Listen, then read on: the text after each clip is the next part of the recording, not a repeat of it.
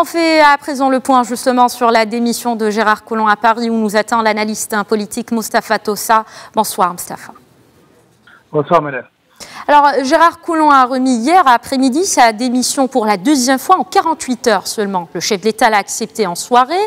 Est-ce qu'on peut comprendre que la cohabitation Macron-Collomb n'est plus possible? Est-ce que l'affaire Benalla en est pour quelque chose? Oui, la cohabitation n'est plus possible parce que on vient d'assister à une vraie rupture entre deux hommes qui étaient à l'origine du mouvement En Marche qui a conquis l'Élysée. Il ne faut pas oublier que Gérard Collomb, qui était à l'époque maire de Lyon, était le premier personnage du spectre politique à avoir misé et compris que ce jeune candidat qui était Emmanuel Macron pouvait gagner cette présidence. Il était le seul à avoir parié et misé sur lui. Alors, est-ce que l'affaire Benalla a été pour quelque chose dans ce désamour et cette rupture entre les deux hommes?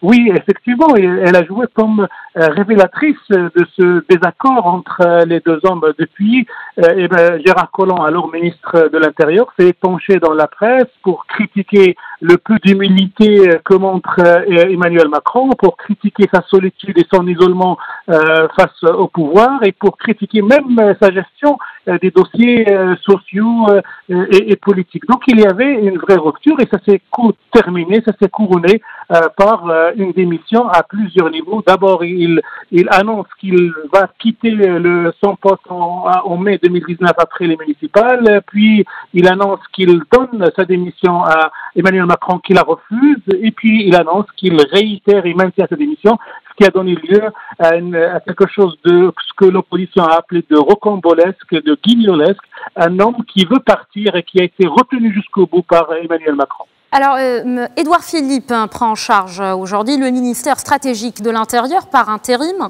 Est-ce que l'objectif pour Emmanuel Macron est de prendre son temps pour un bon casting cette fois-ci?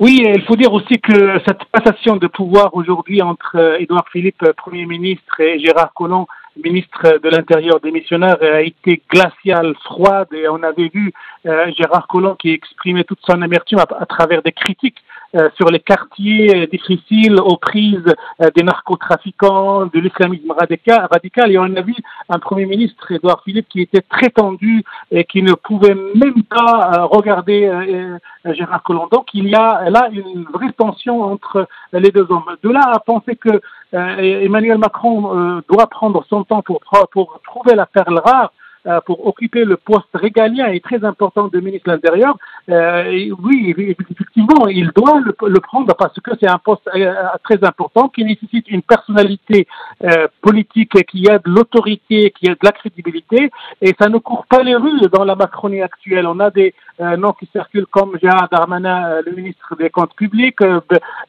Castaner, le patron de la République En Marche, et quelques autres, mais jusqu'à présent, il y a urgence pour Emmanuel Macron de trouver une personnalité qui occupe ce poste régalien qui est le ministre de l'Intérieur, sachant que la France vit encore sous la menace terroriste et sachant que la France entame une période électorale très importante puisque les européennes auront lieu en mai prochain.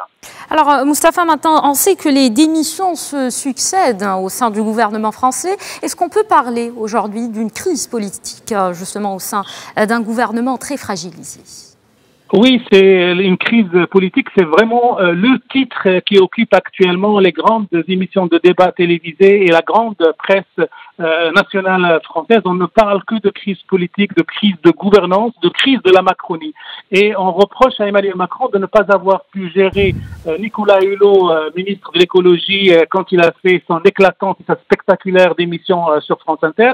Il n'a pas pu gérer non plus un proche qui est Gérard Collomb. Alors, pourquoi la crise? Parce que on pose la question aujourd'hui si Gérard Collomb a été la première personnalité à avoir cru en Emmanuel Macron. Il est aussi la première grande personnalité à avoir quitté le navire, à avoir choisi et préféré sa ville de Lyon plutôt que de rester aux côtés d'Emmanuel Macron. Et ça donne un grand coup à la crédibilité et à la possibilité d'Emmanuel Macron de gouverner tranquillement, de manière sereine pour les 3 années et demie qui arrivent. Donc c'est une vraie crise à laquelle Emmanuel Macron est confronté, et il va lui falloir beaucoup de savoir-faire, de magie politique pour la surmonter, sinon il va traîner ses conséquences jusqu'à la fin de son mandat.